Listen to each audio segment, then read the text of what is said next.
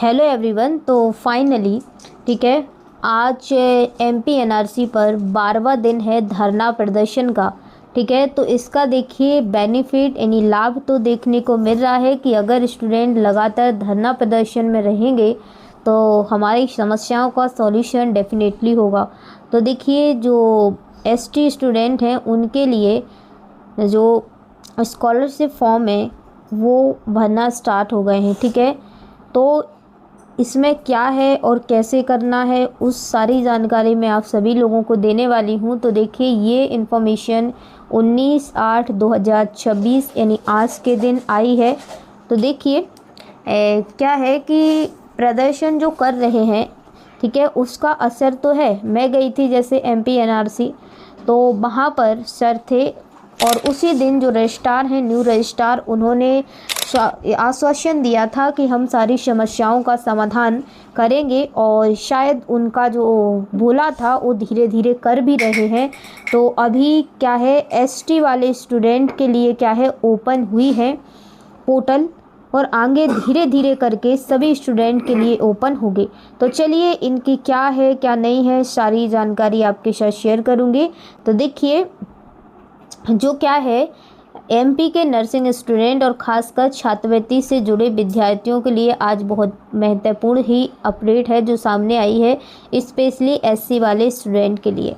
ठीक है, तो देखिए मध्य प्रदेश शासन के जनजातीय कार्य विभाग की ओर से 19 अगस्त 2026 को जारी इस पत्र में, जिसे हम MPTAASC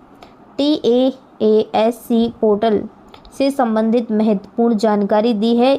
ये क्या है, TAASC मतलब एससी स्टूडेंट के लिए पोर्टल ओपन हुआ है स्कॉलरशिप के लिए। ठीक है, तो देखिए वीडियो को आप सभी लोगों को अंत तक देखना है और वो आपको चीज़ें बताने वाली हूँ इस वीडियो में।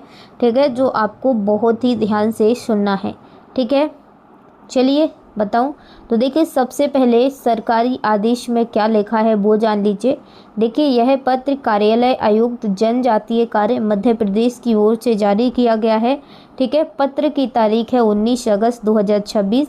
इसमें कई विभागों के अधिकारियों को पत्र भेजा गया है, जिसमें चिकित्सा विभाग, नर्सिंग संचालय भी शामिल है। ठीक है, यानी यह आदेश केवल एक सामान्य सोशल मीडिया पोस्ट नहीं है, बल्कि संबंधित विभागों को भेजा गया एक आधिकारिक पत्र यानी ऑफिशियल है।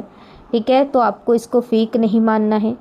आदेश का मुख्य विषय क्या है, इस पत्र का विषय है पोस्ट मैट्रिक छात्रवृत्ति के अंतर्गत शैक्षणिक सत्र 2022-23 से 2024-25 के लिए विद्यार्थियों का प्रवेश डेटा फीस, ठीक है, यानी कि MPTASC पोर्टल अपलोड किए जाने के संबंध में, मतलब सीधी सी बात है छात्रवृत्ति के संबंध में।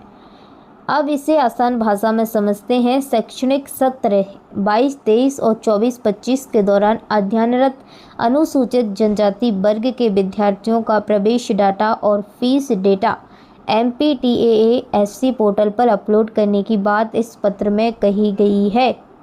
ठीक है ना, कि छात्रवृत्ति स्टूडेंट को मिले, किसको, SC वाले।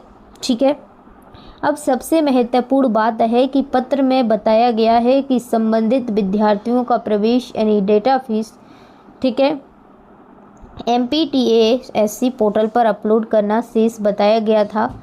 इसके साथ ही पोर्टल खोलने का प्रस्ताव भेजे जाने की बात भी लिखी गई है। ठीक है, पत्र में यह भी बताया गया है कि इससे संबंधित शिकायतें CM हेल्पलाइन पर लंबित हैं। इसी को देखते हुए MPTAASC पोर्टल पर ऐसी सुविधा उपलब्ध कराई गई है जिससे संबंधित प्रक्रिया पूरी की जा सके। ठीक है, तो आप लोग CM हेल्पलाइन पर भी क्या है, इस पर लंबित है। ठीक है, सबसे ज़रूरी तारीखें हैं।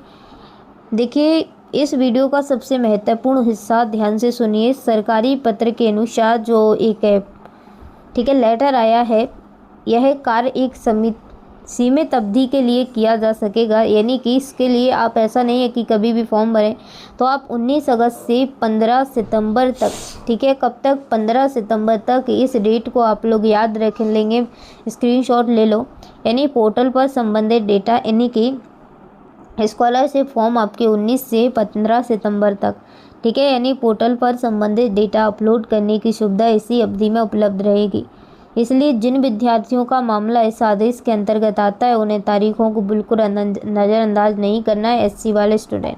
तो देखिए, सबसे पहले आपको डेट याद रखना है, उससे पहले आपको ये जानना है विद्यार्थियों को अब क्या करना है। पहला काम है अपने कॉलेज के स्कॉलरशिप नोडल ऑफिस से संपर्क करें। सबसे पहले कॉलेज वालों से पूछें कि आप फॉर्म फिल करेंगे या हमें करना है।